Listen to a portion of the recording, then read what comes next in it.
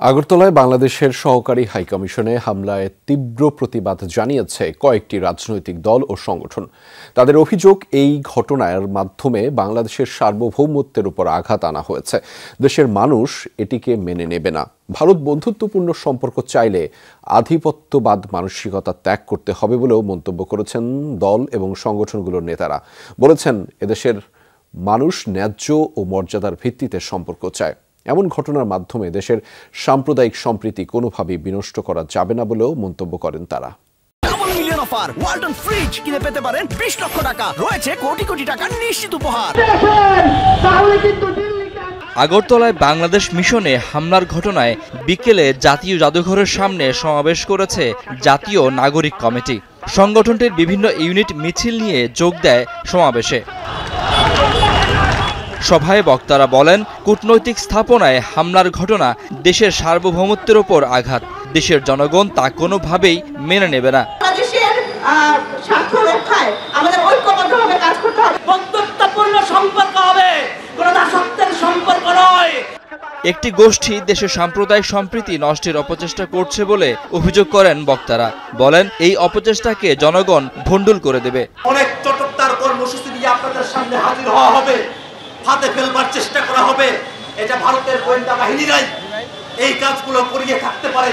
আগ্রাসনবাদী শক্তিকে যদি দমাতে না পারেন, বিশ্ব শান্তি শৃঙ্খলা সেখানে নষ্ট হবে।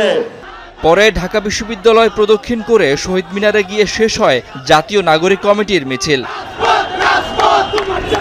এর আগে সকালে এক সংবাদ সম্মেলনে কূটনৈতিক স্থাপনায় নিরাপত্তা দিতে ব্যর্থ হওয়ায় কলকাতায় শান্তিরক্ষী বাহিনী নিয়োগ দেওয়ার আহ্বান জানিয়েছেন গণ অধিকার পরিষদের সাধারণ সম্পাদক মোহাম্মদ রাশেদ খান।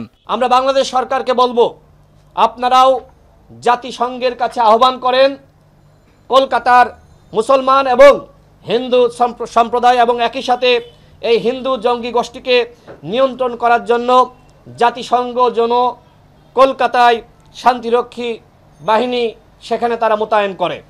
সকালে ঢাকা বিশ্ববিদ্যালয়ের মধুর ক্যান্টিনে এক সংবাদ সম্মেলন করে সার্বভৌমত্ব আন্দোলন। সেখানে বক্তারা বলেন, বাংলাদেশে ধর্মের কারণে কোনো সমস্যার সৃষ্টি হয় না, যা হয় রাজনৈতিক কারণে।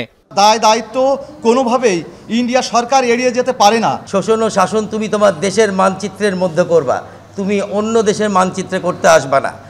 এদিকে বিকেলে ইসলামী আন্দোলনও বিক্ষোভ করেছে। মিছিলটি বায়তুল মোকরম থেকে শুরু হয়ে পুরনো পল্টন থেকে বিজয়নগর পানির ট্যাঙ্কি ঘুরে পল্টন মোড়ে শেষ হয়।